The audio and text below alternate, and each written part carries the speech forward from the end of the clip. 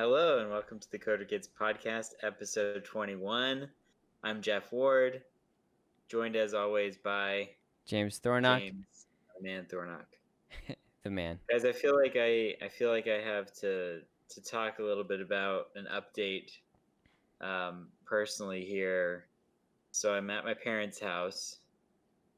I am not in my normal office. I have some really bad glare on my glasses if you're watching this on YouTube. And also, a little special surprise here. In my parents' media room is a Disney princess's poster. That's awesome. So I'm pretty much living the dream here in Dallas.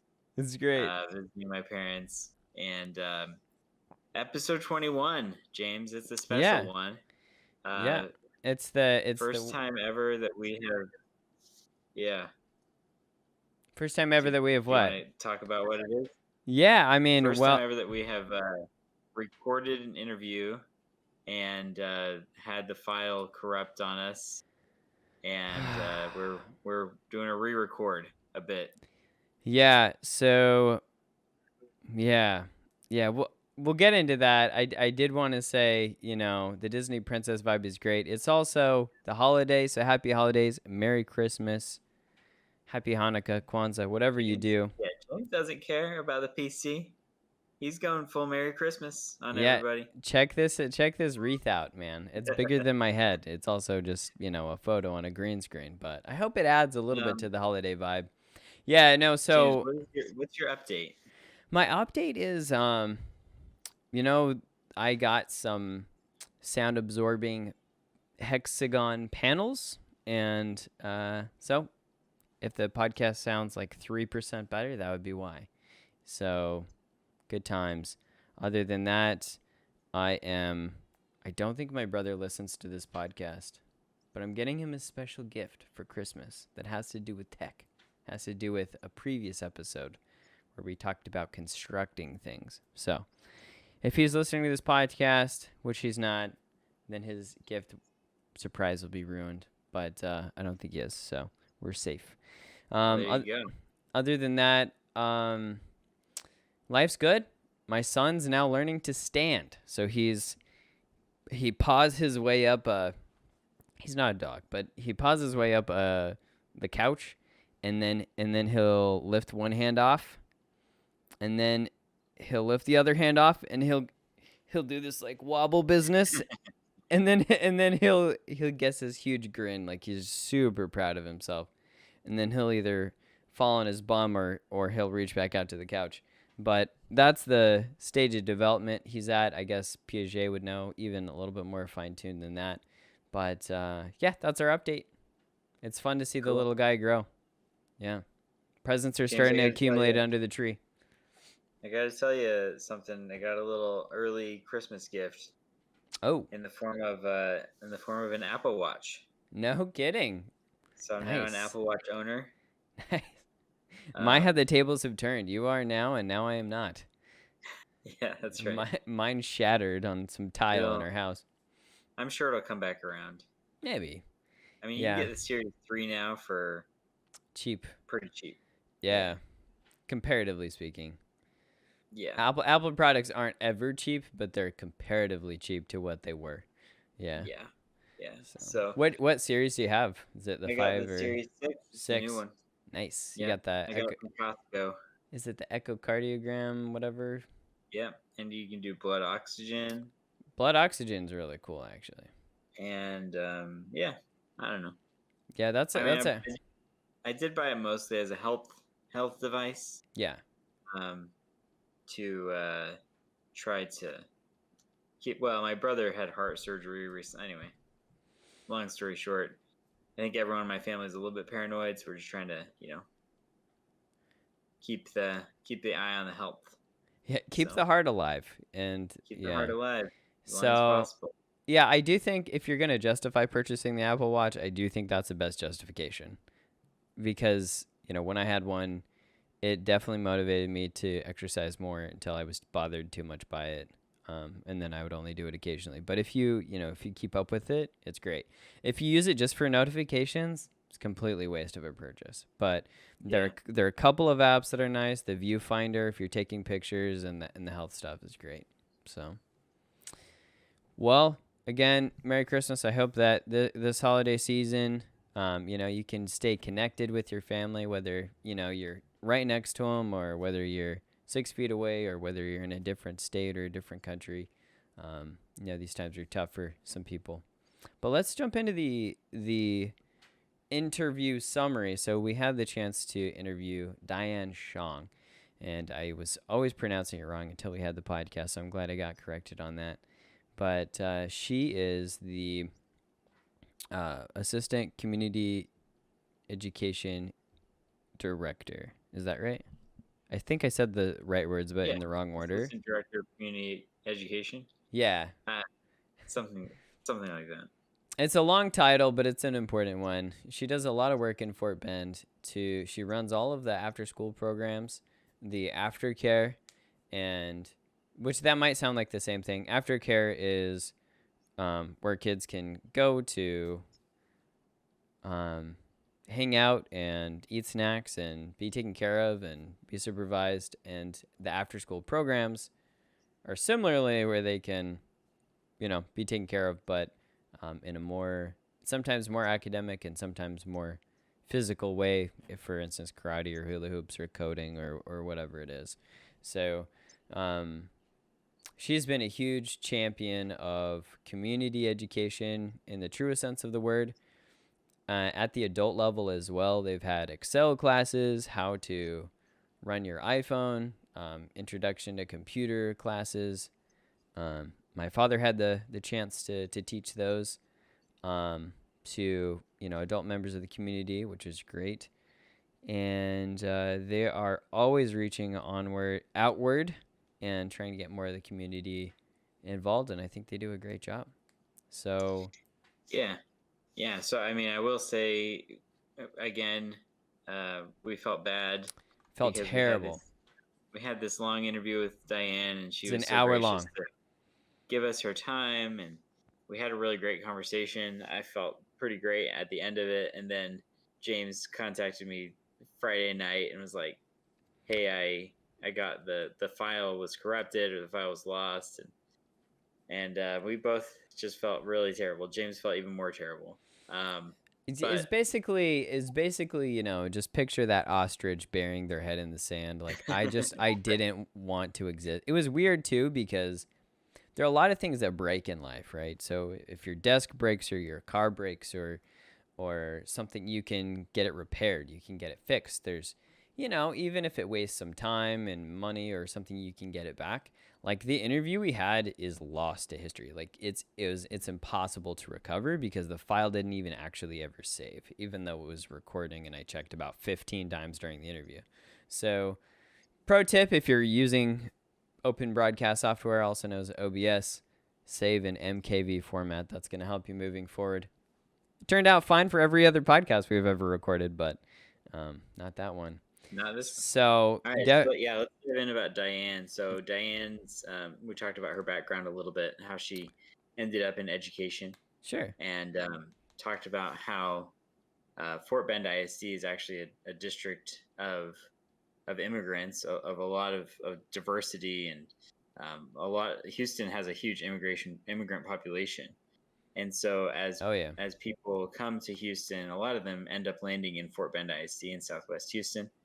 And her story is kind of similar. Her parents immigrated from Laos, and growing up, they emphasized education and really wanted her to get the best education. Even though they didn't speak a lot of English, they were constantly involved with her activities, her school activities. And I think it's kind of translated to where she landed today in terms of like being that person that's getting parents involved and being involved with the community. Yeah, and I mean, that's a great summary. I'd also add that her parents, I really love kind of the boldness of her parents.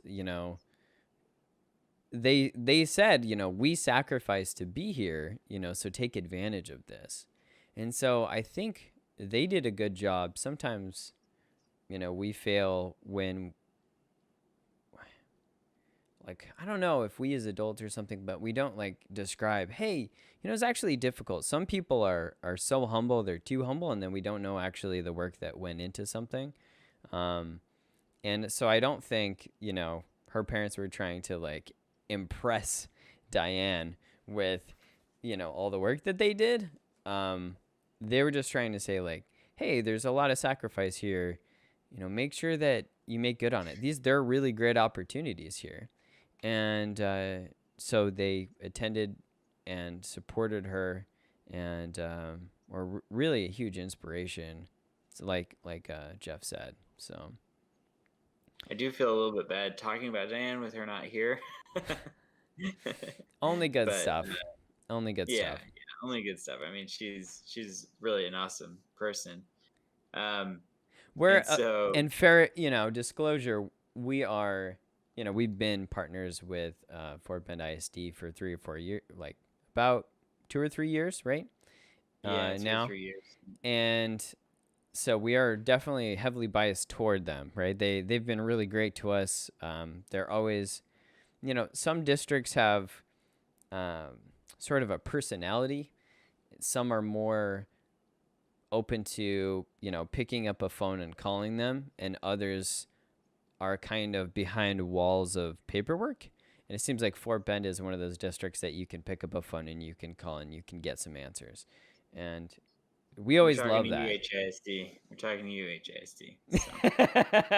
So, um, Hey, I wasn't gonna name names, but shots fired. Yeah. yeah, shots fired. I don't mind calling them out. Um, if someone's listening from HISD, get us through that wall of paperwork.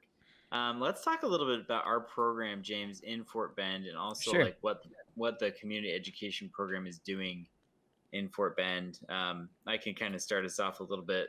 Sure. Basically, when I was in the early days of Coder Kids, well, I was running a few programs. I remember it was summertime, and I was at the Kumon, Mm-hmm. and a lady named Lori Montalongo called me up from Fort Bend, or she emailed me and said, "Hey, I'm interested in adding your program to Fort Bend." And I was pretty ecstatic because obviously Fort Bend, I think at the time would have been the biggest like contract that we would have gotten, and so she came out to the Kumon and she saw the program that we were running, and she's like, "Yeah, this looks great." Oh, she actually came to Poe Elementary Okay. and saw the program that we were running and said, "This looks great. Like, let's move forward with adding you." And then Lori, like soon after, decided to become an assistant principal, and so she left the community education program, and Diane took over either for her role or Diane was already there or something. But anyway, it's been awesome to be able to be in a lot of different schools, a lot of different areas of Fort Bend. The way they kind of do it is they mix it up. So we're kind of at Oh, Jeff, you cut out there. well, I think Jeff was gonna say that we're at a couple different schools, and then they'll go ahead and rotate us through the schools, so different schools get opportunities to do different classes on different programs that they semesters. offer. A lot of programs that they offer beyond just coding, and it's really becoming a pretty big organization. I feel like. Yeah. Okay, you're back. You were gone for a little bit, but Did my audio cut out? yeah, it did. But it's okay. I filled in the end of your sentence because I knew what it was gonna be. So like we This both computer, worked. It's all good. James, this computer is not good. It's Maybe it's I'll not do it. it's not your home base. It's all good. Maybe So I'll do it from my phone. I could still do it from my phone. You want me to jump over? um I mean, sure, if you want. Yeah. Yeah. Let me do that. It's crazy to me that a phone runs Discord like arguably better than my computer. You look better. Honestly, like the color in your face. Yeah, I don't get it. We'll take it, man. We'll take it. I'm still here in the same place, guys. Still got the Disney princesses posters, so we're good. Yeah. So sorry about the cutout. It's all James, good. carry on. Yeah. So anyway, Fort Bend has been great to us. We love working in the schools there. We are looking forward to next semester. They've got some interesting stuff coming up. We'll be at a lot of different schools, probably not as many. They've got some social distancing guidelines, some mask wearing, and so the spaces that after school programs have taken place in historically, they just need to be given more space, and so there are fewer after school programs to choose from at each school, but we are going to be an option. And I think to partially make up for that, they will be offering our class and others online, so that way, even if a program's not offered at your school, you'll still have the opportunity to partake in that. And it's not limited to district. We were asking that, and Diane said, "Yeah, doesn't matter where you're from." So theoretically, if you're listening to this in New York, feel free to register for the online Fort Bend classes. There's a lot of cool ones, or you can, register with their site directly. But big shout out to them and their community education program. They don't so much care about the borders and boundaries. Now who ends up taking advantage of these classes typically ends up being within the borders, right? But Right. it's not limited to them. Let's talk a little bit about Family U, because we kind of promised Diane we would mention Family U. Absolutely. I don't know a lot about it, but I do know that Coder Kids was recently accepted to be one of the vendors for Family U, so that's a pretty big deal. I mean, so the logic, so the logic behind it is, it kind of goes back to the immigrant story of Fort Bend in that area. And there's a lot of people who don't necessarily have the resources to, patronize all of these different after school programs. And they're kind of getting unequal opportunities in the district. And so Diane and others, Sikander, shout out to you. I still owe you cookies. I'm sure others worked on it as well. And they secured a federal grant for education for low-income communities. And so what they decided to do with that grant is host an education day for families, so for entire families. So that's why it's called Family University, or Family U for short, because all members of the family will have a chance to learn together. So we, Coder Kids, created a lesson plan where we are going to be learning in Scratch, which is, we do a lot of that, but we adapted our lesson plan and created a custom lesson plan so that the mom and dad would be involved, or grandparents if, they're the caretakers, or caregivers, caretakers, I don't know, guardians. I'm like you caretake a garden, right? But not kids. Anyway, sounds like I need to work on my English, people. So they do that, and then the brothers and sisters can decide to have one coder, or if they have multiple computers, they each can follow along with the program, or they can be going and giving ideas and fetching images that can be uploaded to Scratch.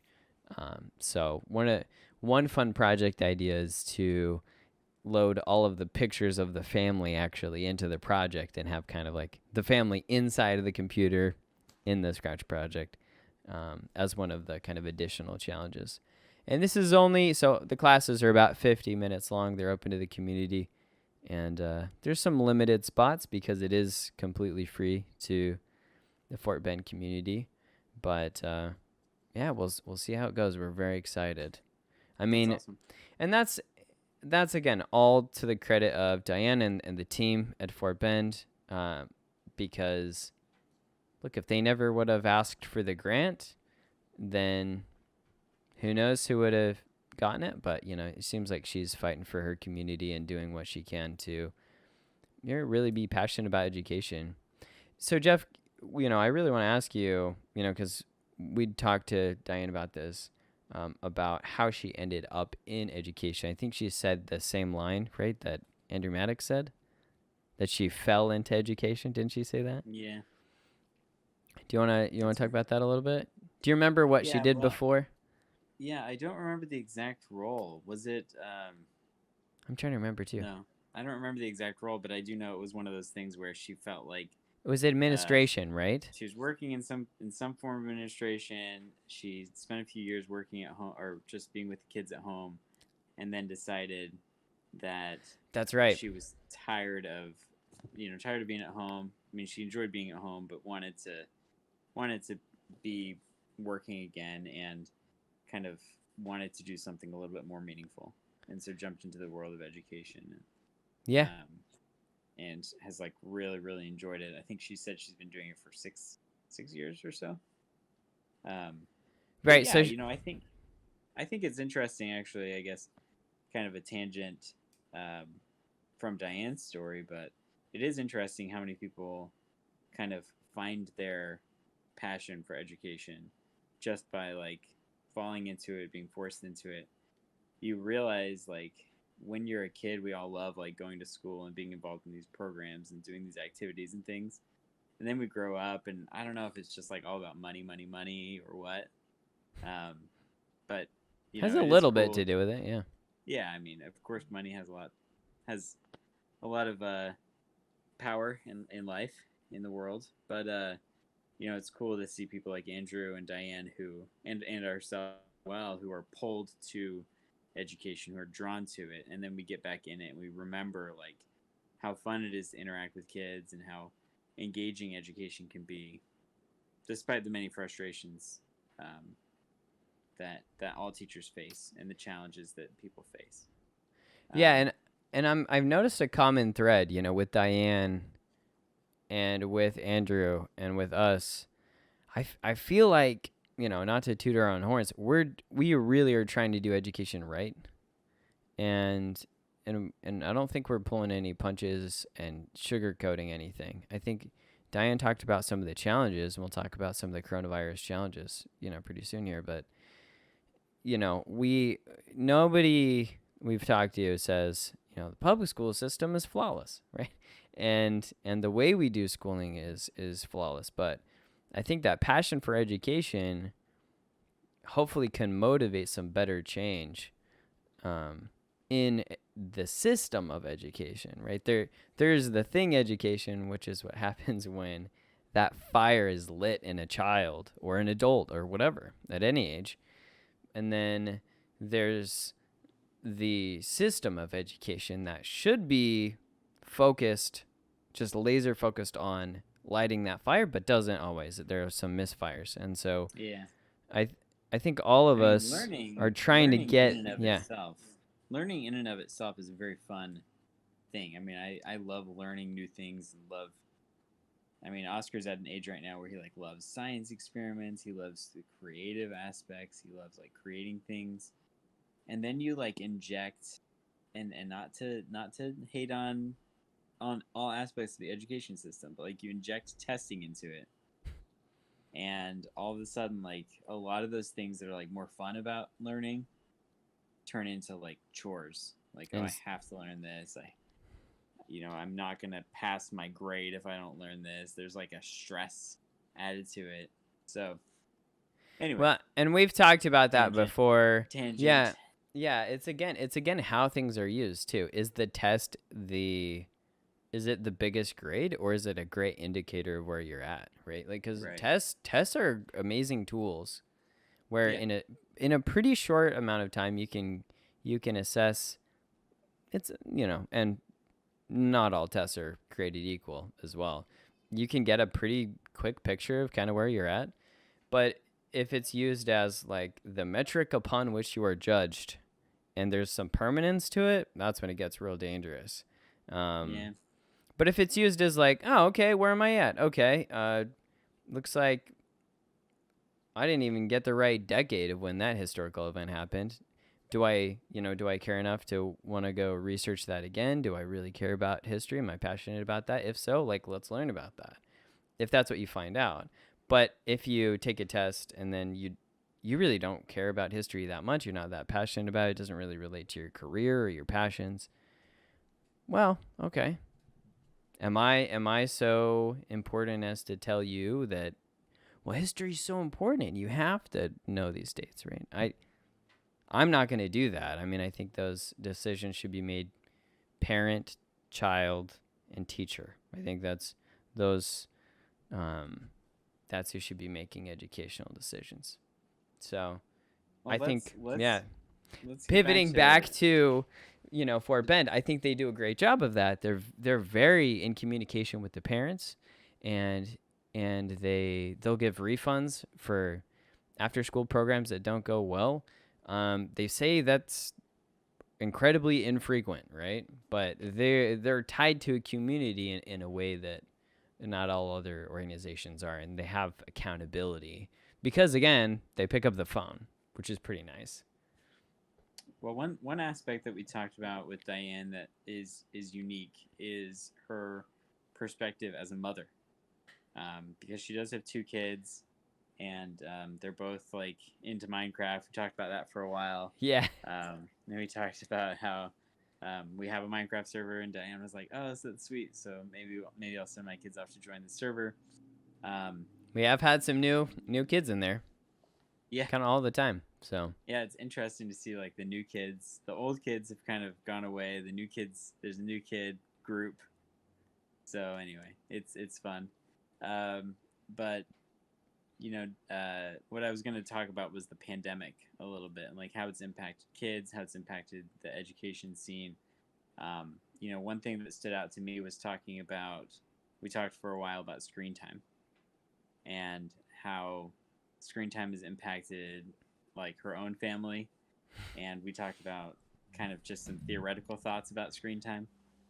And Diane said kind of guilty as charged, like she's given her kids more screen time during the pandemic.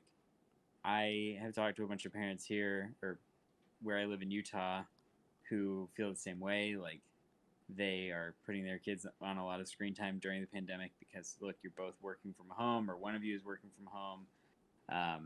You have to work to make a living, and so it's like, what do you do? What do you do exactly with your child when you need to work and they need to be, I mean, as a parent of an older child, like you literally can't just be like, go play by yourself like all the time. And if they don't know how to read, then you can't even get them lost in a book. So screen time is definitely like an interesting topic. And I think we kind of went back to talking about like using screen time as a tool versus a toy.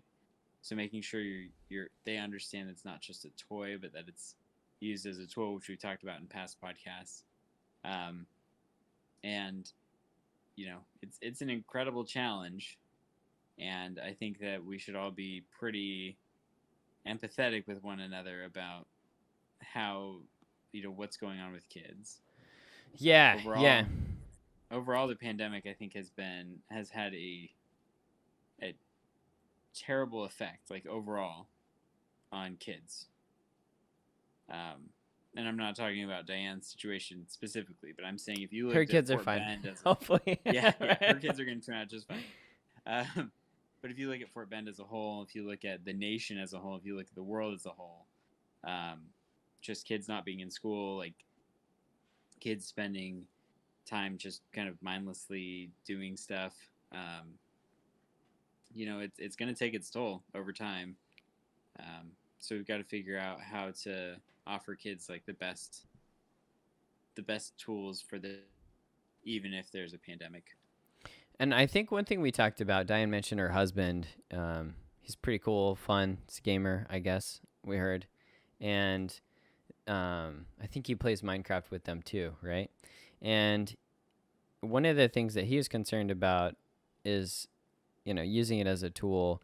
And something I brought up last time was there's totally 2 ways to go about it. Even the same platform like YouTube, I've gone on, cat video, just tangents, and I just, will watch cat videos or a comedian, and then I watch like all of their stuff. Like I'm like, oh Right. wait, it's like easy to Kevin James, for instance, his stuff is wild. Like it's hilarious. If you haven't seen Kevin James's YouTube channel, like check that out. It's amazing. But Did I tell you, James, that I went on a Gilda Radner kick recently? Do you know who I don't Gilda know. Radner No, is? I have no idea. She's one of the original cast members of Saturday Night Live. Oh, okay. And I feel later like on she was married to Gene Wilder, and Oh, then she like oh, died an early death from ovarian cancer or something. oh, So wow. anyway, it's just like a funny little. You're exactly right. Like you can just binge on these things that are like kind of useless. Did anybody who has the guts to be married to Gene Wilder's like, wow, they Right. gotta be a character. Although probably the best Willy Wonka ever. So, anyway, Definitely, yes. to that point, we talked about different things. So you can go on these, and you just keep clicking, or it'll autoplay onto the. I shut off autoplay. It's ridiculous. I have enough problem with just clicking through anyway. Autoplay, no way.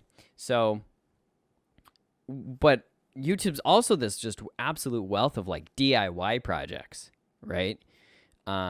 There's, famously, there's like Pinterest, how it looks on Pinterest, and then like when you make it, and it's like all dopey and malformed, But I do think it's fun to experiment and create, and to use it as kind of a companion to what you're doing. So if you're learning to paint a picture or something, I just bought some like really inexpensive paints and tiny little canvases to paint on, as like a fun date idea for Laura and myself. And I thought, yeah, we can literally go on and watch paint tutorials like on YouTube, and that's an excellent use of the platform. And then when that video is done, we shut it down, and I can have a conversation with Laura.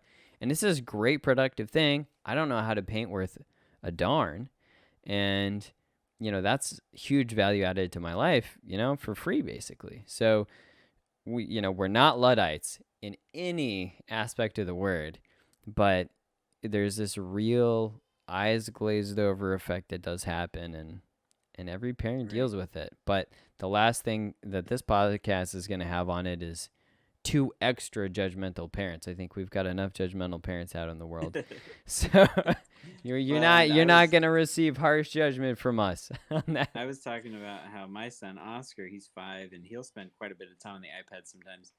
And when we're finally like, all right, it's time to get off, he like gets in this mood. I think we were talking about food and like junk Yeah. food, and how Oh like yeah. spending time on the iPad is like eating a bunch of junk food. It's like it feels so good at the time, and you just keep eating and eating and eating, and then you get done. And this is especially true for kids, but I think it's true for adults too.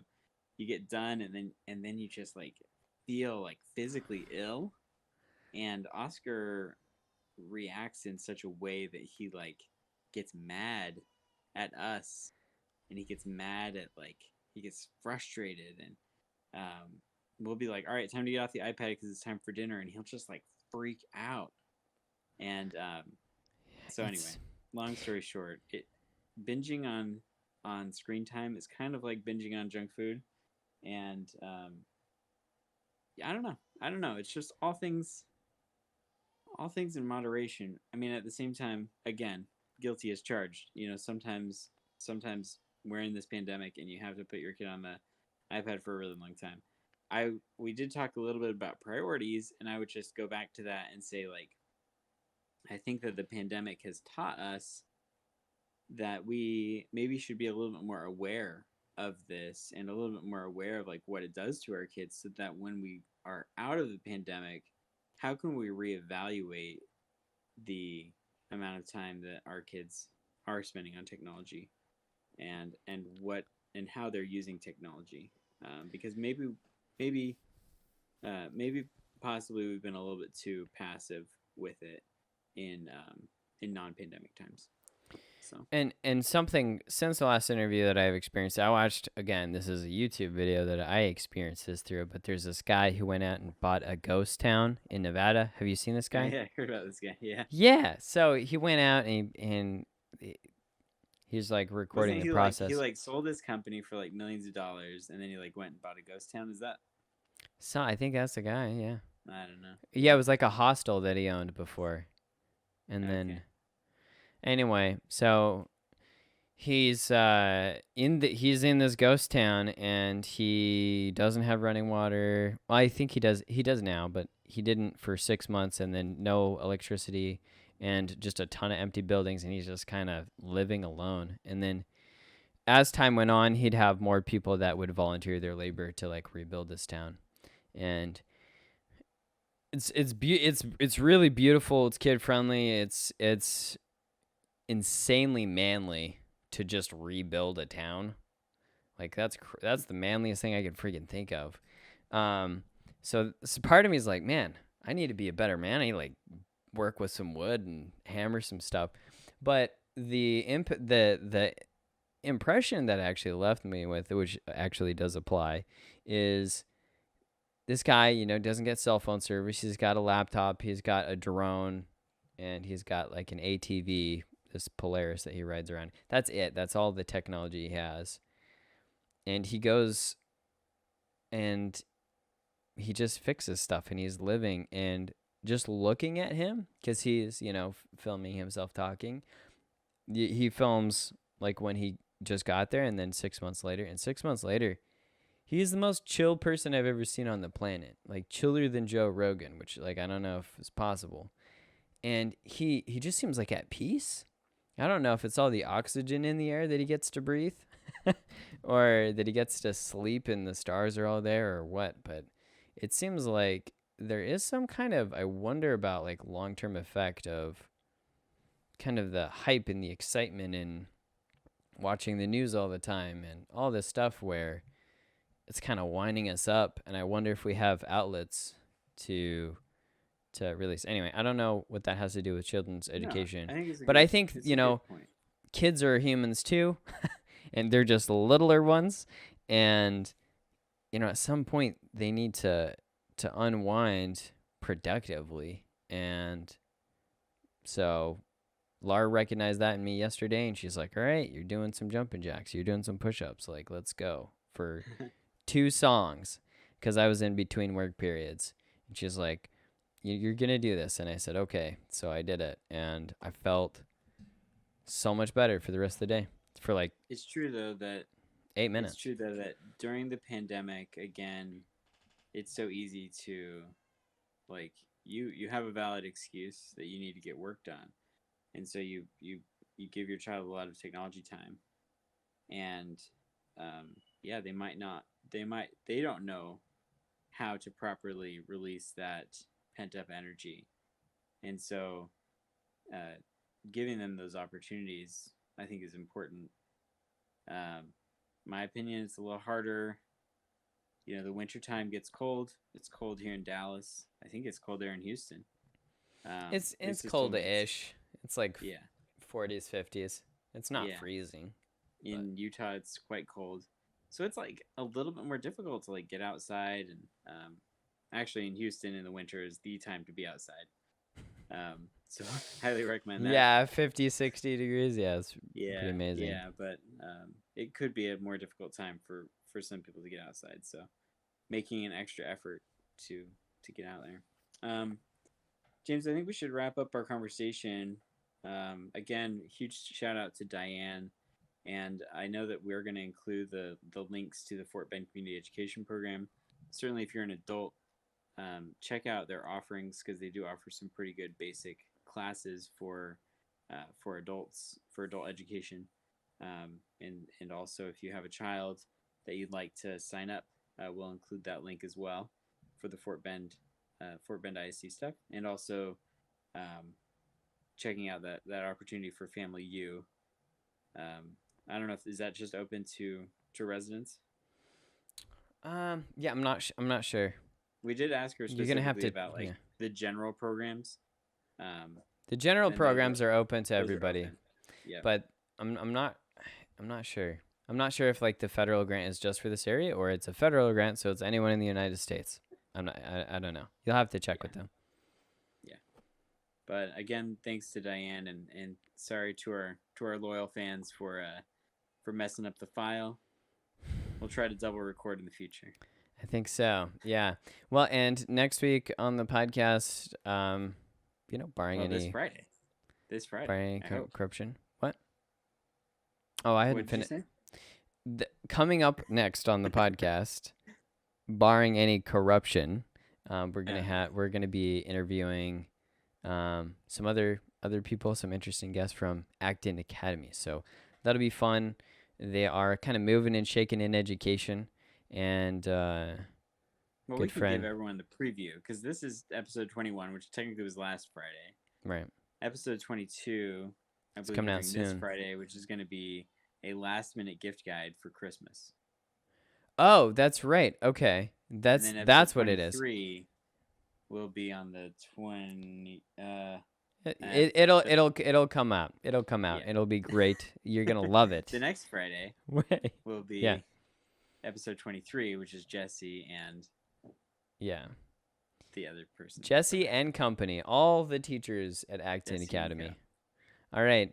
Thank you so Alright. much for tuning in again, and have a Merry Christmas. Spend time with family, virtually or in person, as you are able. And lots of love from our families to y'all. All right, signing out.